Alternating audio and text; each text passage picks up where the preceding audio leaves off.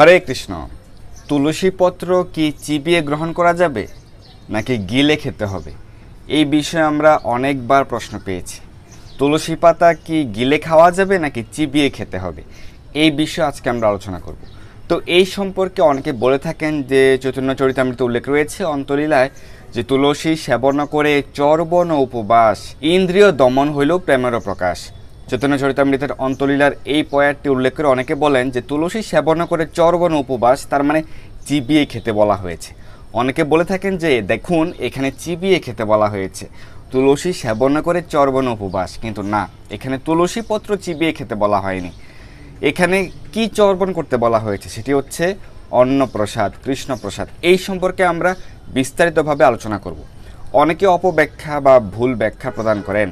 তো তুলসী পত্র গ্রহণের মাহাত্ম্য সম্পর্কে আজকে আমরা আলোচনা করব এবং এই সম্পর্কে আমরা বিস্তারিতভাবে জানবো। আপনারা আমাদের সঙ্গে থাকুন। তো তুলসী পত্র গ্রহণ করার অনেক মাহাত্ম্য শাস্ত্র উল্লেখ রয়েছে এবং বলা হয়েছে যদি কেউ তুলসী পত্র গ্রহণ করেন সেটি ভগবানকে নিবেদিত হতে হবে।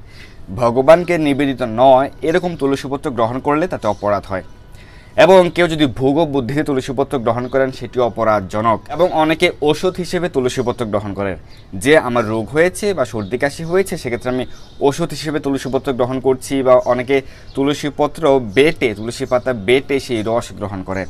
যদিও সেটির অনেক আয়ুর্বেদিক উপকার রয়েছে কিন্তু শাস্ত্রে নিষেধ করা হয়েছে। ঔষধি হিসেবে যদি কেউ তুলসীপত্র গ্রহণ করেন তাহলেও তার মহা অপরাধ হয় এবং তাকে নিরয়গামী, নরকগামী হতে হয়। তো তুলসীপত্র অবশ্যই ভগবানকে নিবেদিত হতে হবে। ভগবানকে নিবেদন করা হলে সেই প্রসাদই তুলসীপত্র গ্রহণ করা যাবে। শুধুমাত্র ভগবানের প্রসাদ বা ভগবানের কৃপা হিসেবে সেটি গ্রহণ করতে হবে, কোনো প্রকার ভোগ বুদ্ধিতে নয়। হরিভক্তি বিলাসে তুলসীপত্র গ্রহণের অনেক মাহাত্ম্য উল্লেখ রয়েছে। সেক্ষেত্রে অবশ্যই প্রসাদে তুলসীপত্র, কৃষ্ণ প্রসাদী বা ভগবত অর্পিত, ভগবানকে নিবেদিত তুলসীপত্র যদি কেউ গ্রহণ করে সে যদি মহাপাতকীয় হয়, মহাপাপীয় হয়, তবুও সে শুভ গতি লাভ করে। এবং হরিভক্তি বিলাসে আরও উল্লেখ রয়েছে শত শত চান্দ্রায়ণ ব্রত অপেক্ষাও অধিক ফল লাভ করে যদি কেউ ত্রিসন্ধ্যা ভগবানকে নিবেদিত তুলসীপত্র, প্রসাদী তুলসীপত্র গ্রহণ করেন। এবং ভগবানকে নিবেদিত তুলসীপত্র, প্রসাদী তুলসীপত্র গ্রহণের মাধ্যমে কারো দেহ পবিত্র হয়, দেহ শোধন হয়।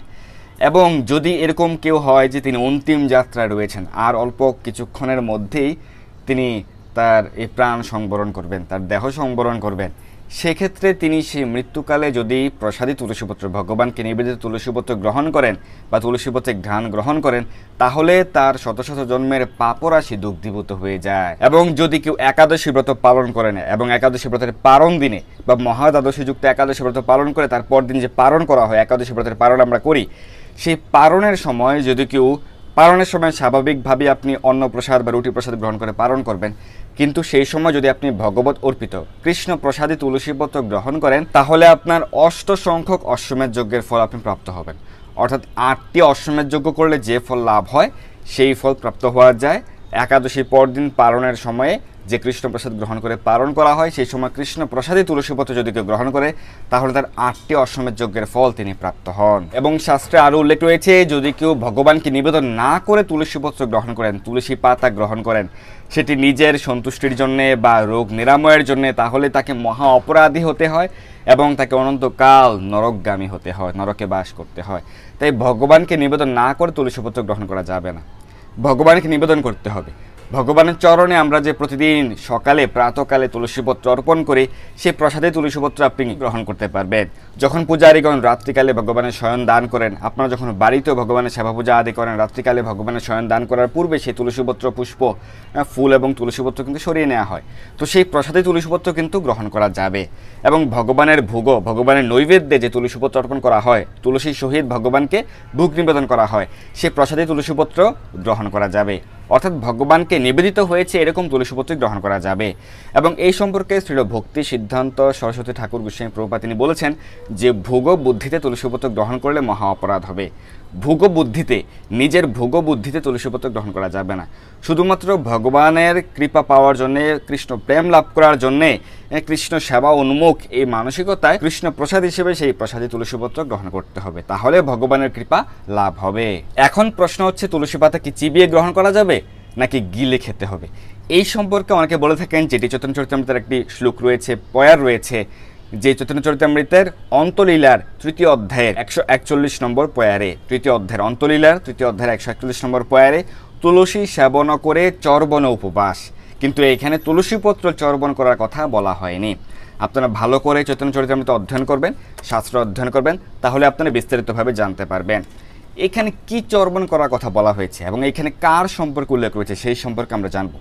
প্রথমে আমরা বলে রাখি এখানে শ্রীল প্রভুপাদ অনুবাদ প্রদান করেছেন এবং এক্ষেত্রে তুলসীপত্র চর্বণ করার কথা বলা হয়নি। তো এই লীলাটি আপনারা সকলেই জানেন যে শ্রী হরিদাস ঠাকুর তিনি যে প্রতিদিন 3 লক্ষ নাম জপ করতেন এবং সেটিতে ব্যাঘাত সৃষ্টি করার জন্য সেই সময়কার যে জমিদার ছিলেন, যেহেতু শ্রী হরিদাস ঠাকুর এই লীলার ক্ষেত্রে এই সময়টাতে তিনি বেনাপুলে অবস্থান করছিলেন এবং সেখানে তিনি একটি পাতার কুটির তৈরি করে এবং তুলসী মহারানীর সম্মুখে তিনি প্রতিদিন 3 লক্ষ নাম জপ করতেন এবং প্রতি মাসে 1 কোটি নাম জপ গ্রহণের সেই সংকল্প ব্রত যজ্ঞ তিনি গ্রহণ করেছিলেন এবং সেই ব্রতে ব্যাঘাত সৃষ্টি করার জন্য হরিদাস ঠাকুরের এই সাধনায় তিনি ব্যাঘাত সৃষ্টি করার জন্য কে রামচন্দ্র খাঁ, সেই সময়কার যিনি জমিদার ছিলেন, তিনি খুবই পাষণ্ড বৈষ্ণব বিদ্বেষী ছিলেন এবং তিনি কিন্তু এক পতিতাকে প্রেরণ করেছিলেন এবং তার নাম হচ্ছে লক্ষ্যহীরা এবং তাকে বলা হয়েছিল যে তার সাধনায় ব্যাঘাত সৃষ্টি করতে হবে এবং সেই লক্ষ্যহীরা কিন্তু এভাবে 3 রাত্রিকাল তিনি অপেক্ষা করেও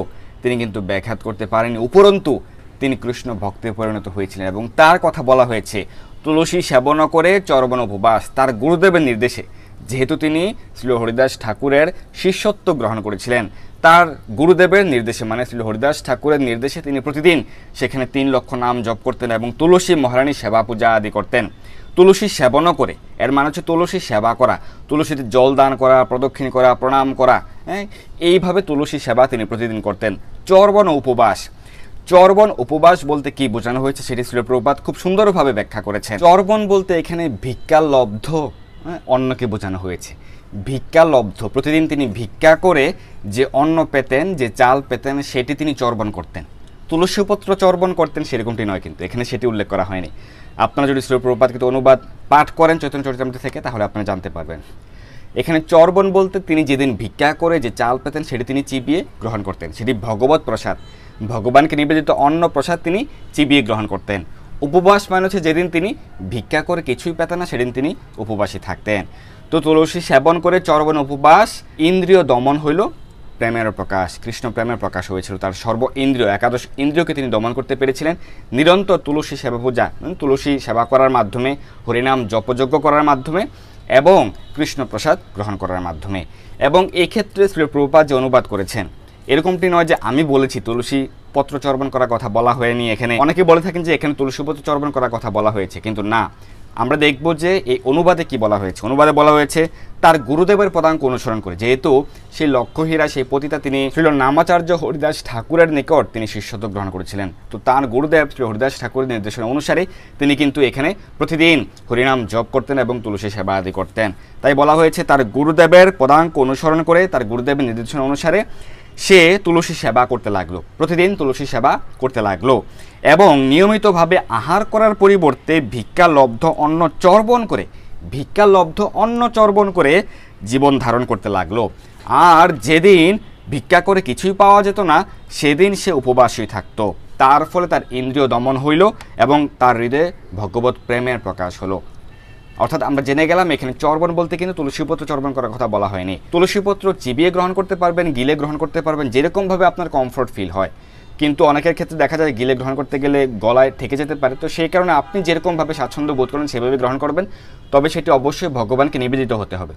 ভগবানকে নিবেদিত হয়নি, শুধুমাত্র গাছ থেকে পেড়ে তুলসীপত্র যদি কেউ গ্রহণ করে বা ওষুধ হিসেবে, তাহলে তার মহা অপরাধ হয় এবং তাকে নিরয়গামী, শাস্ত্রে বলা হচ্ছে নিরয়গামী মানে নরকগামী হতে হবে। তাই অবশ্যই ভগবানকে নিবেদিত তুলসীপত্র গ্রহণ করতে হবে।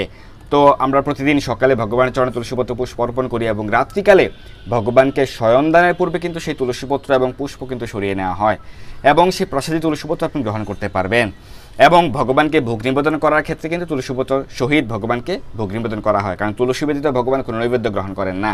তো সেই নৈবেদ্যে কিন্তু তুলসীপত্র অর্পণ করা হয়। তো সেই প্রসাদী ভোগ অর্পণের পরে, ভোগ নিবেদনের পরে সেই প্রসাদী তুলসীপত্র কিন্তু গ্রহণ করা যায়। এবং শাস্ত্রে বলা হয়েছে যে একাদশীর পর দিন যদি কেউ পারণের পূর্বে পারণ করার সময় যে অন্নপ্রসাদ গ্রহণ করে পারণ করবেন, সেই সময় যদি কেউ তুলসী পত্র গ্রহণ করেন তাহলে তিনি বিশেষ ফল লাভ করতে পারেন। সেটি কি? সেটি হচ্ছে 8টি অশ্বমেধ যজ্ঞের ফল তিনি প্রাপ্ত হতে পারেন। তো আমরা জেনে গেলাম যে এখানে তুলসী পাতা চর্বণ করার কথা বলা হয়নি, এখানে অন্ন বা চাল, ভিক্ষালব্ধ চাল চর্বণ করার কথা বলা হয়েছে। এবং তার গুরুদেবের নির্দেশে তিনি যে প্রতিদিন তুলসী সেবা করতেন, সেই গুরুদেবের নির্দেশ অর্থাৎ নামাচার্য শ্রী হরিদাস ঠাকুরের সেই যে নির্দেশ, সেটি 137 নম্বর পয়ারে এই অধ্যায়ের চৈতন্য চরিতামৃতের অন্তলীলা তৃতীয় অধ্যায়ের 137 নম্বর পয়ার উল্লেখ রয়েছে। তার গুরুদেবের সেই নির্দেশ ছিল যে নিরন্তর নাম লও কর তুলসী সেবন, অচিরাত পাবে তুমি শ্রীকৃষ্ণের চরণ। নিরন্তর নাম লও, তুমি নিরন্তর ভগবান শ্রীকৃষ্ণের নাম কীর্তন করো, অর্থাৎ নিরন্তর তুমি হরিনাম জপ করো।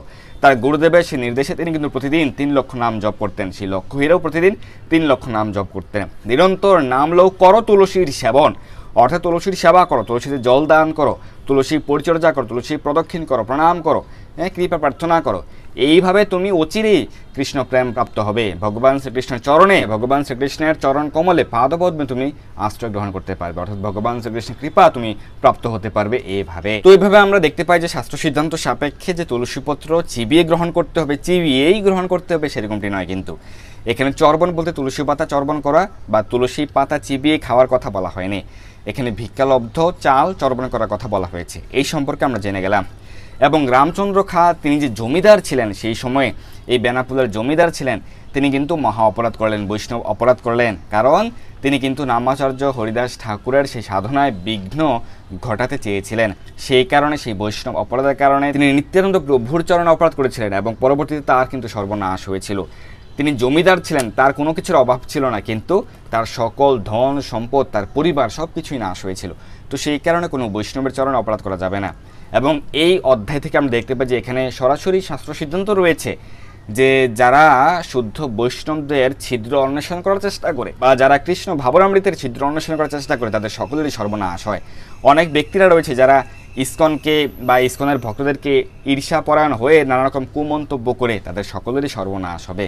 তো কোনোভাবেই সেটি করা যাবে না। শ্রী প্রভুপাদ এখানে তাৎপর্য উল্লেখ করেছেন এই অধ্যায়ের একটি তাৎপর্যে, যে অনেকে কৃষ্ণ ভাবনামৃতের বা ইসকনের ছিদ্র অন্বেষণ করার চেষ্টা করছে, যে ইসকনের কোনো তো দোষ ত্রুটি নেই, তবুও ইসকনের কোনো সদস্যের কোনো দোষ ত্রুটি রয়েছে কিনা সেরকমভাবে ছিদ্র অন্বেষণ করার দোষ খোঁজার চেষ্টা করছে। এবং যারা এটি করছে তাদের সকলেরই সর্বনাশ হবে বৈষ্ণব অপরাধ হেতু। তাই এটি কোনোভাবেই করা যাবে না। এবং এই পৃথিবীতে যারা গণমান্য ব্যক্তি, যারা সর্বোচ্চ আসনে অধিষ্ঠিত হয়েছেন, ব্রিটিশ প্রেসিডেন্ট, ভারতের প্রধানমন্ত্রী, আমেরিকান প্রেসিডেন্ট থেকে শুরু করে পৃথিবীতে যাদের ভালো যোগ্যতা রয়েছে, যারা শ্রেষ্ঠ পজিশনে রয়েছেন এই পৃথিবীর সাপেক্ষে, তারা সকলে কিন্তু ইসকনের প্রশংসায় পঞ্চমুখ। তারা সকলে আন্তর্জাতিক কৃষ্ণ ভাবনামৃত সংঘ ইসকনের প্রশংসায় পঞ্চমুখ। কিন্তু গুটি কয়েক ব্যক্তি রয়েছে যারা আসরিক ভাবনা, তারা ইসকনের দোষ খোঁজার চেষ্টা করছে, যাদের ব্যক্তিগতভাবে বাস্তব জীবনে কোনো প্রকার যোগ্যতা নেই। তাই কোনোভাবে এটি করা যাবে না। এবং যারা ইসকনের নিন্দা করতে চায় তাদের সঙ্গ বর্জন করতে হবে, তাদের সঙ্গ করা যাবে না, কারণ তাদের সঙ্গ করলে আপনার সর্বনাশ হবে। তো আজকে আমরা শাস্ত্র সিদ্ধান্ত জেনে গেলাম যে তুলসী পাতাকে চিবিয়ে খাওয়া যাবে নাকি গিলে খেতে হবে। যে কোনো প্রকারই গ্রহণ করতে পারবেন, তবে ভোগ বুদ্ধিতে নয়। যেটি ছিল ভক্তি সিদ্ধান্ত সরস্বতী ঠাকুর গোস্বামী প্রভুপাদ উল্লেখ করেছেন যে ভোগ বুদ্ধিতে তুলসী পত্র গ্রহণ করা যাবে না।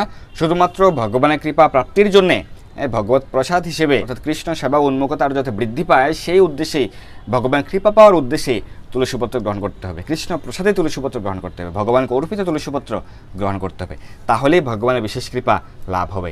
সেটি চিবিয়ে হোক বা গিলে হোক, যে কোনো প্রকারে আপনি গ্রহণ করতে পারবেন, কিন্তু ভোগ বুদ্ধিতে নয়। আজকে আমরা সঠিক সিদ্ধান্ত জেনে গেলাম যে তুলসীপত্র কীভাবে গ্রহণ করতে হবে এবং কীভাবে গ্রহণ করলে আপনি কৃষ্ণ কৃপা পাবেন। তো ধন্যবাদ সবাইকে আমাদের সঙ্গে যুক্ত থাকার জন্য। আপনারা সকলে ভগবানের বিশেষ কৃপা লাভ করুন এবং কৃষ্ণ প্রেম ও ভক্তি প্রদায়িনী তুলসী মায়ের কৃপা লাভ করুন।